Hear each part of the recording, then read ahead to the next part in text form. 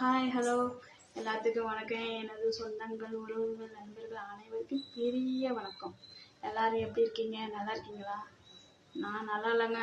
சத்தியமாக நான் நல்லா இல்லை. என்னடா இவ நல்லா தானே இருக்கா, நல்லா இல்லைன்னு சொல்கிறாள்ன்னு நினைக்கிறீங்களா? ஆமாங்க, பார்க்க நல்லா தாங்க இருக்கேன்.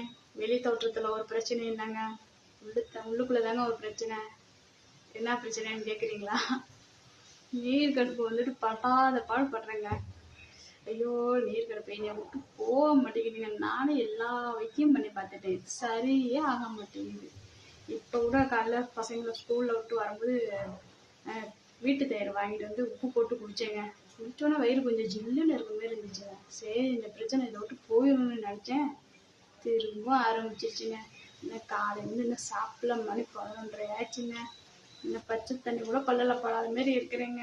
இந்த நீர் கடுப்பால் பாத்ரூம்லேயே போய் உட்காந்துருக்கேன்.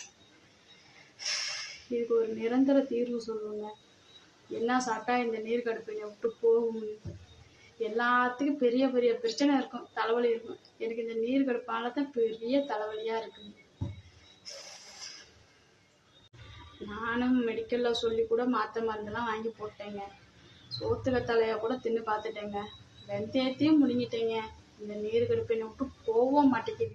இந்த நீர் கடுப்பால் எனக்கு எங்கள் அத்தனுக்கு சண்டையாக வருதுங்க. என் வீட்டில் தின்னு தூங்குறோம், உனக்கு ஏன்டி நீர் கடுப்பு வருது?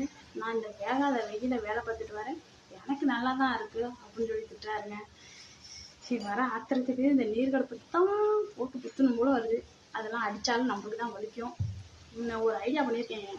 வெயிலில் வேலை பார்க்குறவங்களுக்குலாம் எந்த ஒரு பிரச்சனையும் வரலைங்க. வீட்டுக்குள்ளே சும்மா இருக்கிற எங்களுக்கு தாங்க இந்த பிரச்சனையே வருது. நான் என்ன பண்ண போகிறேன், வெயிலில் மாடியில் போய் செத்த நேரம் வெயிலில் நின்றுட்டு வந்தான்னா எனக்கு அந்த நீர் கடுப்பு வராது இல்லை. இதை தான் நான் ட்ரெயினே ஃபாலோ பண்ண போகிறேன். இந்த நீர் கடுப்பு என்னை விட்டு போகணும்னா இதை தான் பண்ண போகிறேன். இந்த வீடியோ பார்க்குற யாருக்காவது இந்த பிரச்சனை இருந்தால் அதுக்கு சரி பண்ண ஏதாவது நீங்கள் வைத்தியம் பண்ணியிருந்தா எனக்கு அதை கமெண்டில் சொல்லுங்கள். நானும் அதை ட்ரை பண்ணுறேன். ட்ரை பண்ணி எனக்கு சரியாயிடுச்சுன்னா உங்களுக்கு ரொம்ப தேங்க் பண்ணுவேன்.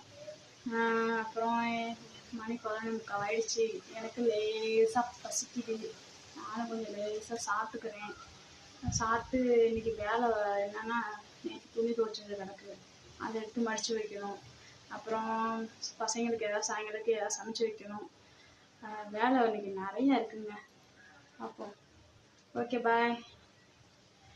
எனக்கு இதுக்கு நிரந்தர தீர்வு ஏதாவது இருந்தால் சொல்லிட்டு போங்க, கமெண்ட் பண்ணுங்கள். அடுத்த வீடியோவில் பார்க்குறேன்.